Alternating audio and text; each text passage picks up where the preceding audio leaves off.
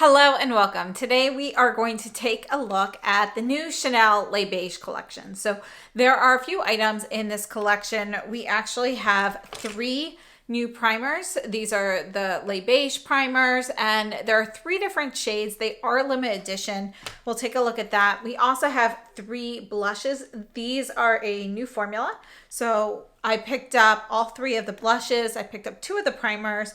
We also have a new eyeshadow palette, and this is the Les Beiges palette called Cool. So you can see we've got some rosy tones here, a little bit of purple. In addition, there are also some new shades of the Rouge Cocoa Balm, the lip balms. I did not pick those up, but what we're going to be featuring for lips today are the 3 new shades of the Dior Lip Maximizer. So they released 3 new shades. Let's go ahead and get started. We're going to start off with the primer. So let's start off by swatching the primer. Here's our packaging. We'll talk about the details in just a minute while you're looking at the demo. But this one here is called Frosty White. So we have a white primer and then we have Icy Beige, and there's a 3rd deeper shade.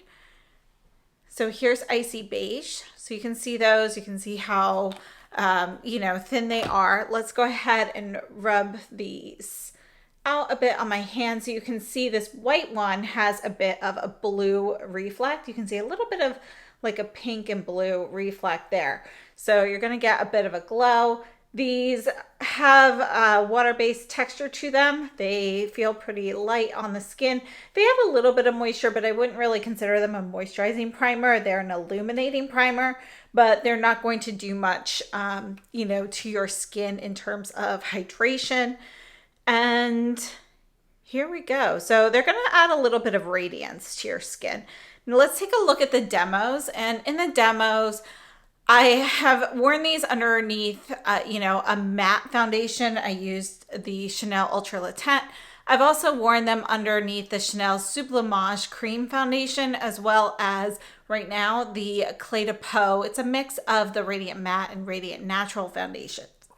So you can see, what kind of effect they have underneath the different types of foundation. And do you really notice much of a difference in the colors once you put foundation on?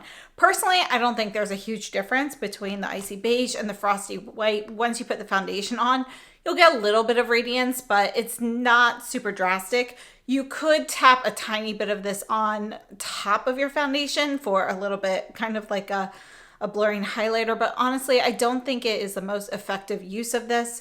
The primers themselves, you can see they do give a little bit of blurring effect to the skin. Now, these have a 1-year shelf life. They're made in France and they have 1 fluid ounce. And according to Chanel, it's a winter glow enhancing primer. It's moisturizing and protective, gives you a fresh, luminous complexion.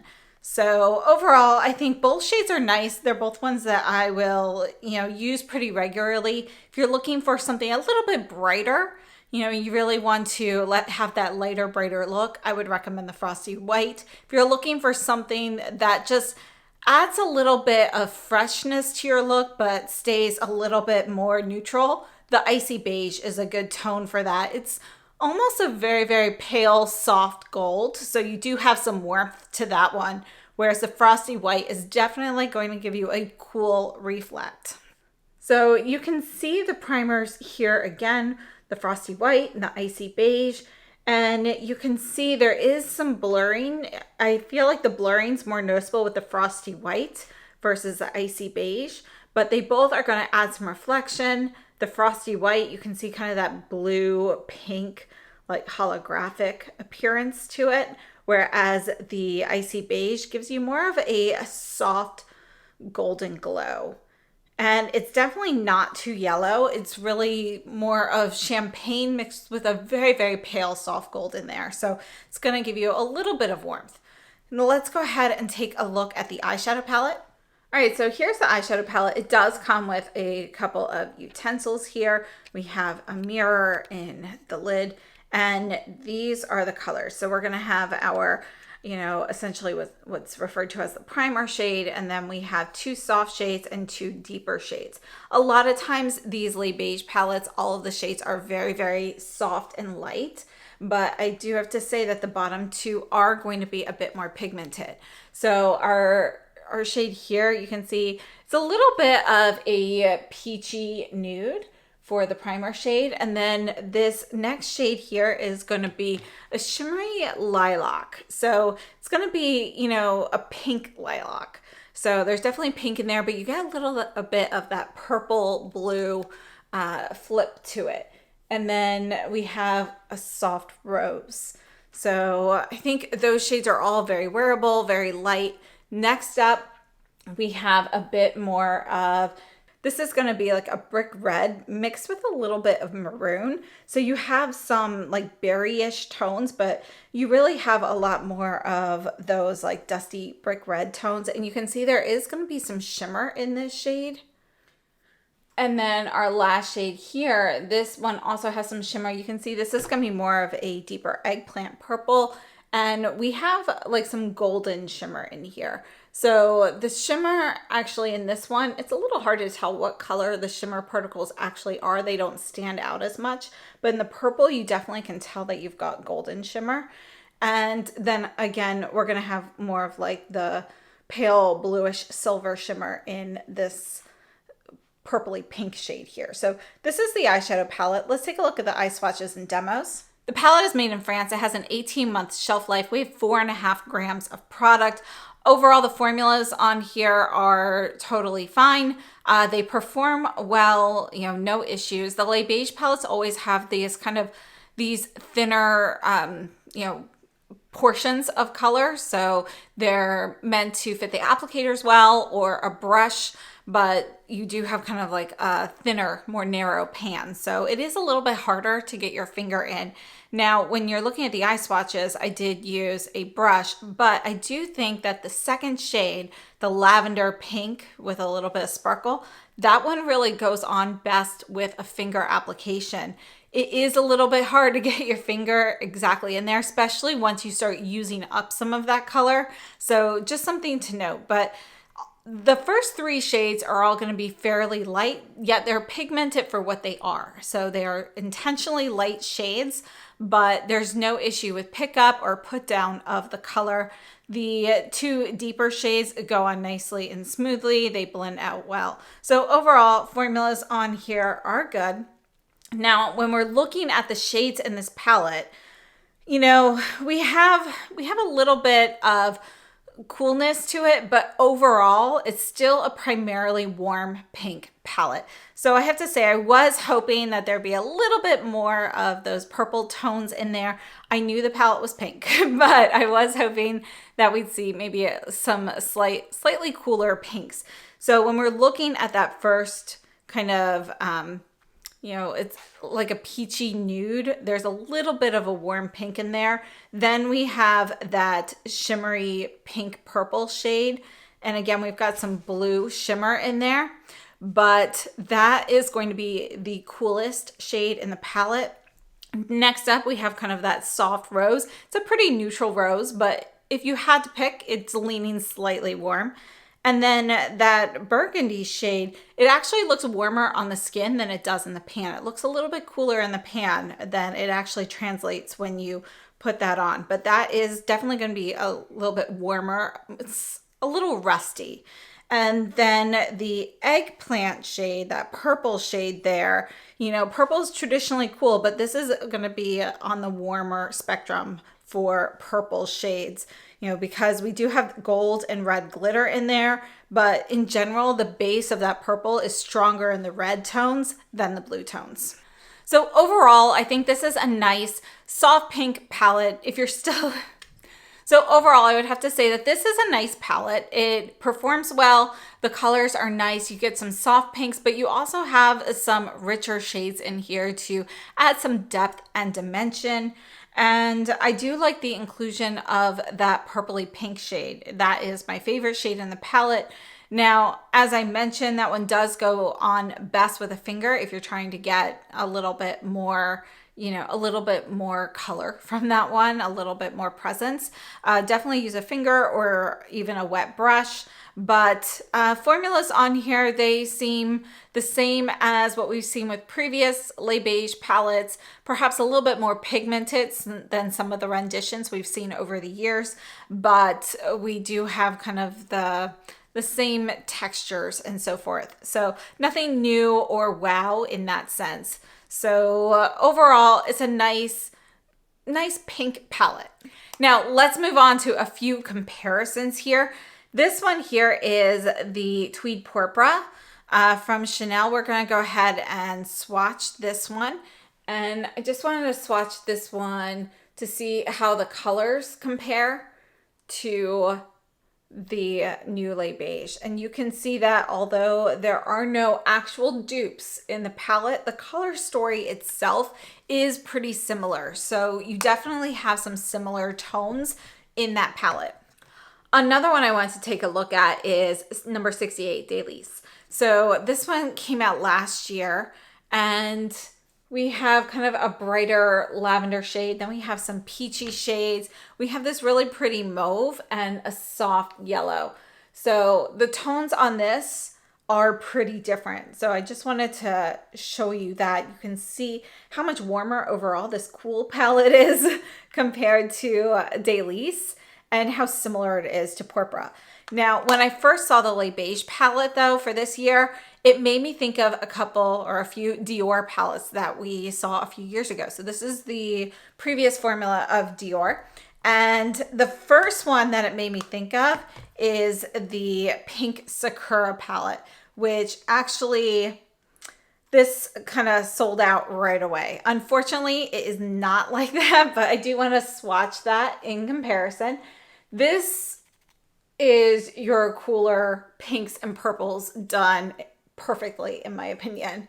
So absolutely love this palette. You have taupes, you've got kind of these orchid colors, you've got some cooler tones. You have a little bit of warmth in there. It's not overly cool, but absolutely beautiful palette. Just so you can see how different those actually are though. So unfortunately, I was kind of off on that one, but I was really hoping they would be similar because I love that palette. Another one it made me think of, this one here is Dior 639 Blooming Bouquet. This was another limited edition one that we saw a few years ago.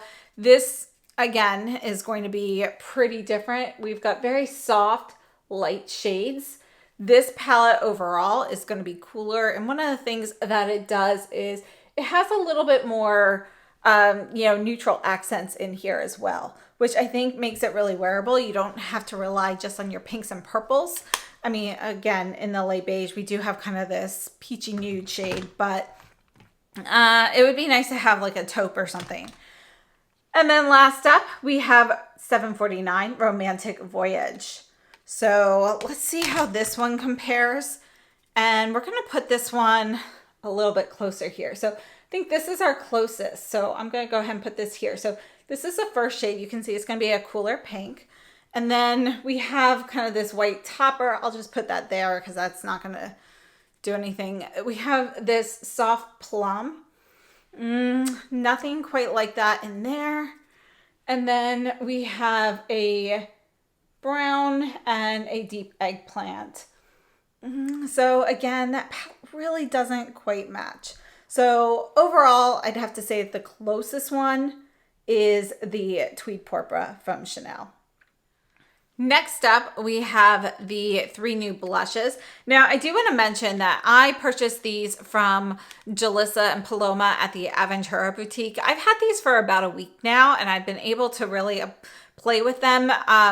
This Rose Polaire blush, I was able to get pretty early along with the eyeshadow palette. So I've been wearing these for about a week. The other items weren't available yet, and I wasn't allowed to post yet. So that is why I did not share anything earlier. But I do wanted to let you know because I have been wearing this formula like every day. So to really kind of test that out. Now, the Les Beiges palettes, they do come with your little like velvet case. And then they come with this brush, and I wanted to show you this brush because it's a little different than what we usually see with these half moon brushes. You can see that it's thicker. It's also angled here. So you have this straight edge. You could totally use that for a highlight. You can use this. I think it works best either like little strokes this way. You could go like that, but I do think if you want to target your area, it's best to go like this, maybe wipe the brush off and then blend with a clean part. But you can see it's definitely a little bit wider. It's angled. It's a little bit more substantial. So I do like the brush. And then that just sits in this little tray here. And then this is our first shade. This is Rose Polaire. And, you know, the Les Beiges collection, I always think of, you know, like holiday, not holiday as in, you know, like Christmas and Hanukkah and stuff, but more so like vacations. I think of like people taking winter vacations and stuff. So the snowflake to me is a little, it's just not what I think of. I think of it as a precursor to spring. So you can see Rose Polaire is going to be a warm pink. There's actually a touch of coral in this. So even though it does not have coral anywhere in the name, it is actually going to be, you know, it's a more pink based coral. So just something to note there. Then we have the actual coral shade. This is Coral Givre. And this is going to be, let's leave some space for comparison. This is going to be a brighter coral. You've got more orange in here. This is more of a true coral. But you can kind of see this one has a little bit of a golden reflect in here. So you don't see any glitter. But when you do buff this in, you get a little bit of a golden shimmer to it. So you get some golden reflect. That's the best way to describe it. So those are the first two. And then the third shade here is called Mauve Glacé. And this, you know, to me, it's in between a berry and a rosewood. So here are the three shades. We'll take a look at some comparisons in a few minutes, but first let's take a look at the cheek demos. So as I mentioned, these blushes are limited edition and they are a different formula than what we've seen before. They're called the Healthy Winter Glow Blush and they're made in France. They have an 18-month shelf life and we have 11 grams of product, so they're pretty sizable. Texturally, when you touch these, they have one of those formulas that's almost like a dry velvety cream texture, you know, kind of like a dried out cream with a little bit of velvet texture to it. So it's powder, but you know, it does have a little bit of grip to it. Now, what that means when you're picking up the product, I think that this gets picked up and put down best with a stiffer, denser brush. So if you're really trying to get pigment, I would recommend something like a buffing brush, something like the Sonia G Smooth Buffer, or anything with dense bristles. The Refer 04 really picks up quite a bit of product. So when you're using some lighter, softer, airier brushes, you can see in the demos, I used this one brush from Koh Gen Do. It is actually Silver Fox. It doesn't pick up very well. So if you're going with a very pigmented shade, for example, the Mauve Glacé, and you really want a light color, then definitely go with a softer brush like that. And you can get a really, you know, nice light flush very easily. But if you're trying to get more pigmentation, you definitely want to go with something a little bit firmer and denser.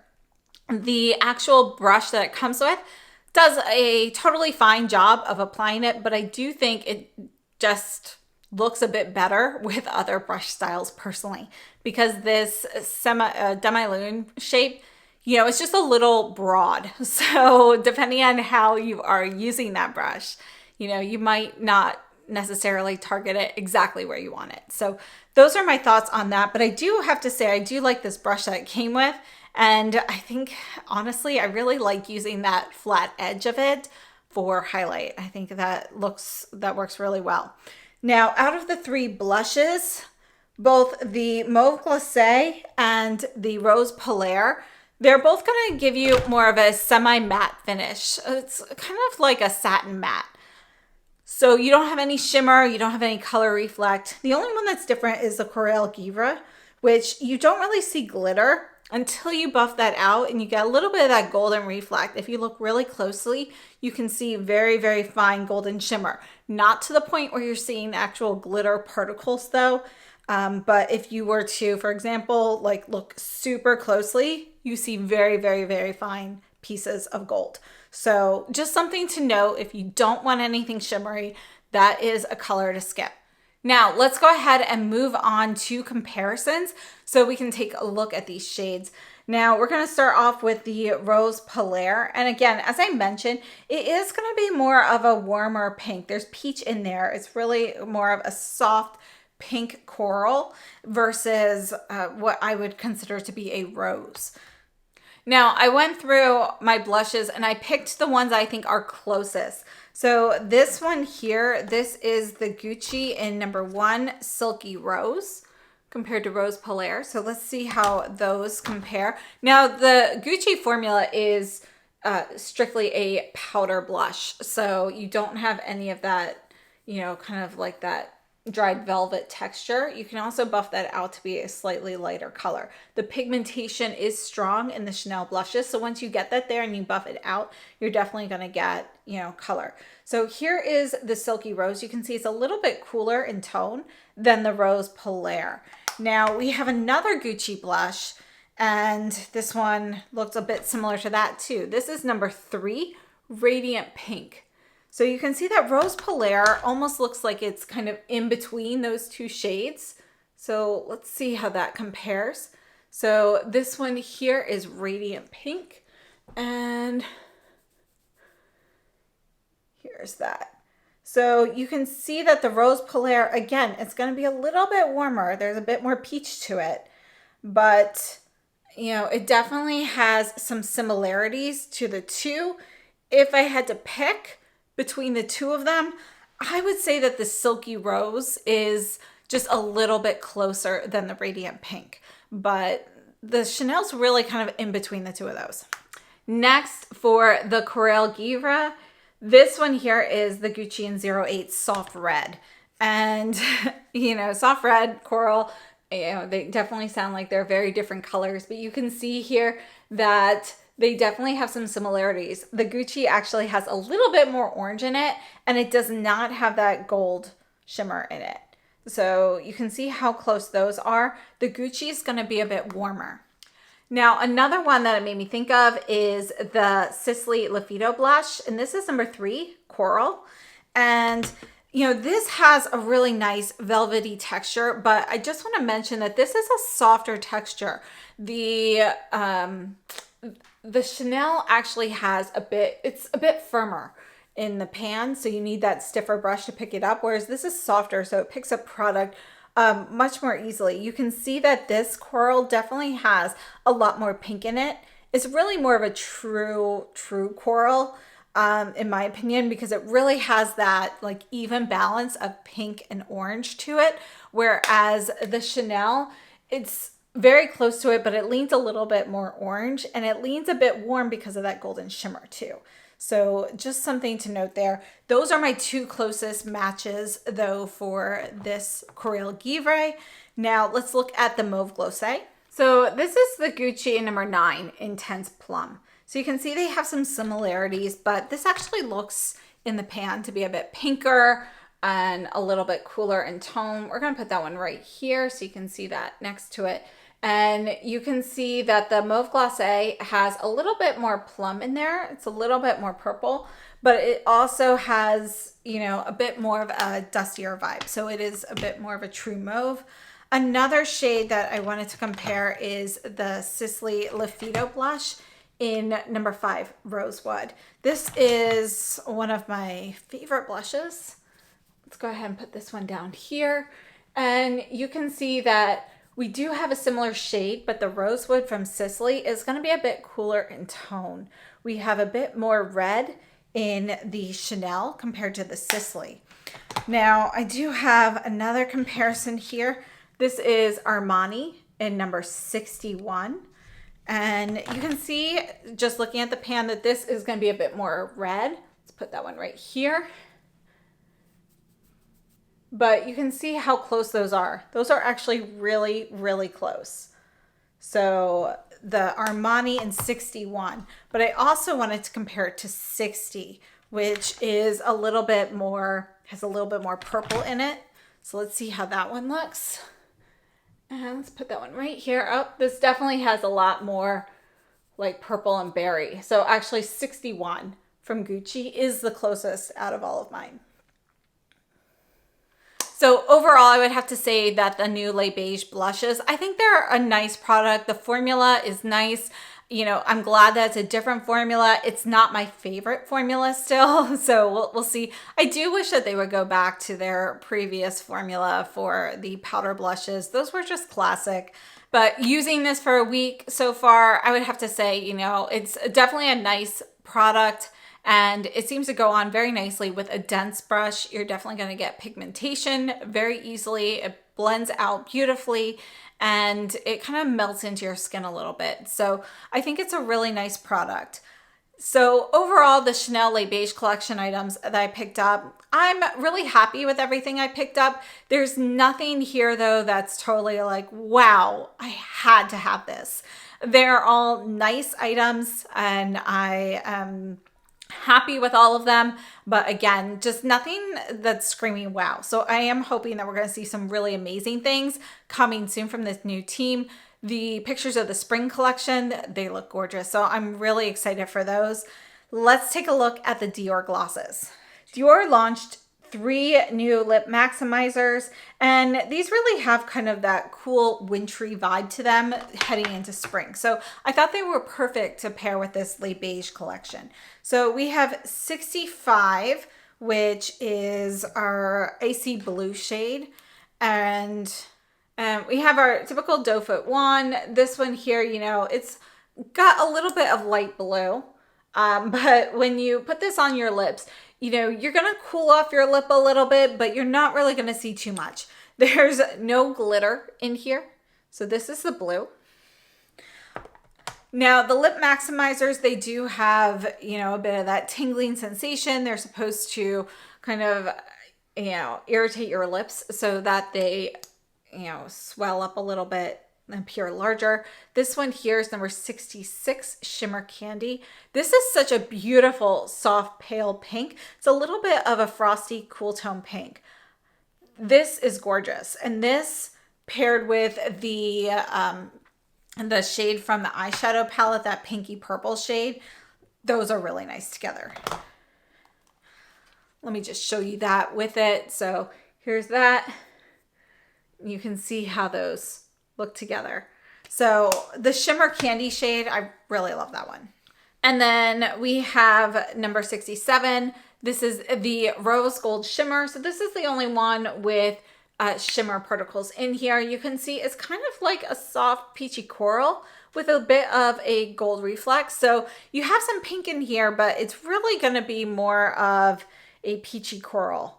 And that golden shimmer there looks nice. You can see it goes very nicely with the Coral Givre blush.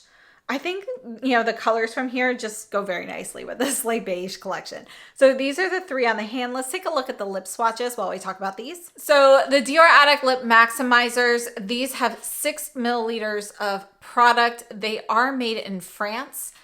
And as I mentioned, they are a plumping gloss. So according to Dior, you get maximum hydration and volume effect, instant and long term. So within like a couple seconds of applying this to the lips, you'll feel that tingling sensation, you know, it feels like peppermint. And you know, that every time you rub your lips together while you still have that gloss on, you will reactivate that. So, you know, even now I've had the gloss on for a couple of hours. I topped it off again before starting the video, but you know, I can feel that throughout the day. And as long as I still have gloss residue on, if I rub my lips together again, I get that tingly sensation. As for maximizing the lips, I have actually tested these before and compared them. They do plump your lips, so you will get a plumping effect. It's minimal, you know, it's not going to be major, but it, you know, every little bit can help.